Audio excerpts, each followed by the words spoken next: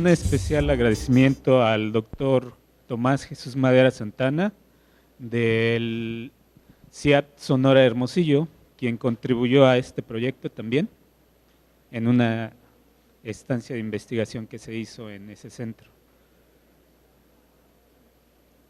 Como podemos observar en la primera diapositiva, se eligió la especie de Yucca jaliscensis, que tiene una...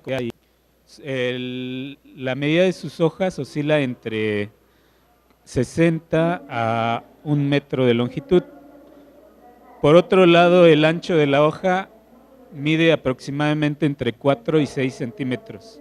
Se eligió este tipo de yucca porque se hizo un cuadro específico con varias especies de esta planta, de esta gavácea, en donde podemos observar la exposición del volumen y el contenido de fibra en cada especie. Se eligió, por ejemplo, la yucca jaliscensis en base al volumen de fibra. Por otro lado, se hizo un estudio de campo en la comunidad de Zumpahuacán, Estado de México. Ahí se llevó a cabo lo que fue la extracción de la fibra. Este tipo de procedimientos sirvió como fuente de inspiración para tecnologías amigables con el medio ambiente. Como podemos observar en la primera diapositiva, con un mazo de madera le pegan a la fibra para exponerla. Ajá. Por otro lado, en el siguiente paso existe lo que es el enriado y posteriormente vemos otro tipo de procedimiento que es el malaxado y finalmente tenemos lo que es la yucca, que mide aproximadamente entre 60 a 1 metro de longitud. El objetivo de este estudio fue realizar un biocompuesto elaborado a partir del método termoconformado por compresión a base de una capa de ácido poliláctico, como podemos ver en el diagrama superior, una capa de ácido poliláctico y una capa de fibra de yucca. Cabe hacer la diferenciación entre esta especie que es la yucca con doble C y la yucca Manihot esculenta, que es con una sola C. En la primera se aprovechan lo que son las fibras y en la segunda también puede ser comestible. Aquí podemos observar lo que es el molde que se utilizó, que consta a partir de 2 regletas unidas por alambre de acero inoxidable. Como podemos observar, existen 2 canales que permiten que cuando el material PLA es fundido, si existe en exceso, puede salir por esas canaletas. En la parte inferior y en la parte superior podemos ver lo que es también dos tapas, ¿no? Igual del mismo material, que es acero inoxidable. Aplicando lo que es una fuerza de presión y temperatura aproximadamente a 320 grados Fahrenheit, ocurre lo que es la fusión del PLA, conformando lo que es el laminado.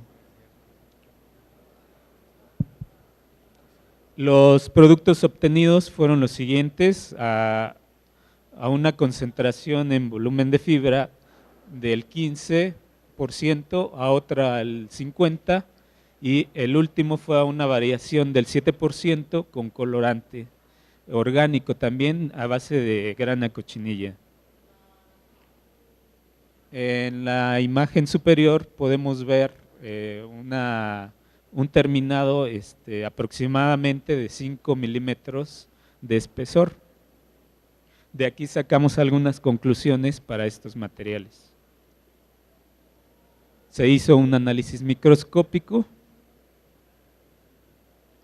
y se obtuvieron los siguientes detalles en el método, en este proceso.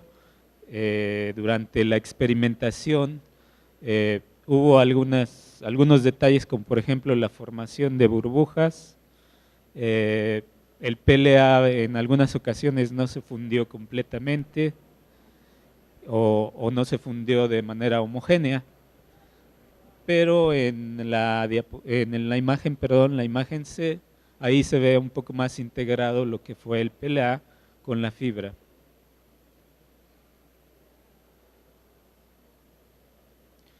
Se hicieron algunos diseños en cuanto a perfiles longitudinales de tipo geométrico. ¿Por qué esta configuración? Porque elegimos lo que fue la forma unidireccional de las fibras. Ajá. En base a esta, perdón, con base a esta conformación se hizo un termoformado con energía eléctrica y agua. En cuanto al estudio de biodegradabilidad, se puso bajo condiciones de luz solar y en general bajo condiciones de composta, y se observó que durante un mes el compuesto obtuvo lo que fue la cuarta imagen. Ahorita lo ponemos otra vez. Entonces, en las siguientes gráficas que vamos a observar, vamos a ver el porqué de este comportamiento del material. Se hizo un análisis bajo la estrategia de la rueda ecológica de ecodiseño y se llegó a la conclusión de este análisis cualitativo de que el compuesto es biodegradable. Por otra parte, contribuye a lo que es la densidad del material. Como se utilizan las fibras de manera de carga, le da un menor peso, por lo tanto se ahorra la cantidad de combustible durante el transporte. Por otro lado, pues el uso de este tipo de compuestos no es tóxico. Se considera que el ácido poliláctico es un producto GRAS, ajá, bajo las normas de la FDA. Se hicieron algunos estudios de tipo de absorción de agua. Por ejemplo, este es un blanco de ácido poliláctico en donde observamos menos del 1% de absorción. Aquí el comportamiento fue inversamente proporcional. ¿Por qué? Porque los cantos del material exponen la fibra y la superficie y la base están protegidas por el ácido poliláctico. Aquí podemos ver esa diferencia con un 30% de fibra, en donde, por ejemplo, se absorbe casi el 30% de agua y un poco más, bueno, en este caso que fue del 15%, se absorbió aproximadamente el 12% de agua. Bueno, aquí traigo una muestra del material. Ajá.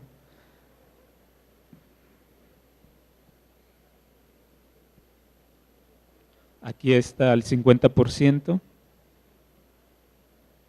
¿La quiero ver?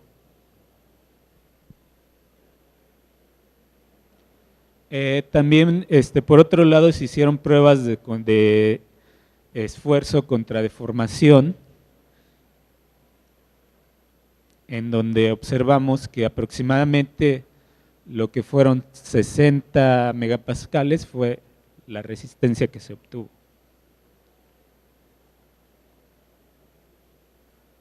A diferentes concentraciones. Como conclusión de este proyecto de investigación, se llega a que hoy en día se requieren en mayor cantidad materiales ecológicos que no dañen el medio ambiente, que sean más amigables, que tengan bajos impactos negativos y que puedan sustituir aquellos materiales como por ejemplo los que provienen de fuentes fósiles como el petróleo. En este estudio también, por otro lado, se le da un insumo al diseñador para su aplicación no solamente en el envase y embalaje, sino que también se puede utilizar en la construcción y en el uso automotriz. Por mi parte es todo, les dejo una bonita imagen del Cosmovitral de Toluca. Gracias.